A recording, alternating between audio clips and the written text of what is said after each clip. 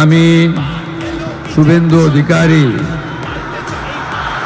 ঈশ্বরের নামে শপথ করিতেছি যে বিধি দ্বারা স্থাপিত ভারতের সংবিধানের প্রতি আমি অকৃত্রিম নিষ্ঠা ও আনুগত্য পোষণ করিব। আমি ভারতের সার্বভৌমত্ব ও অখণ্ডতা রক্ষা করিব।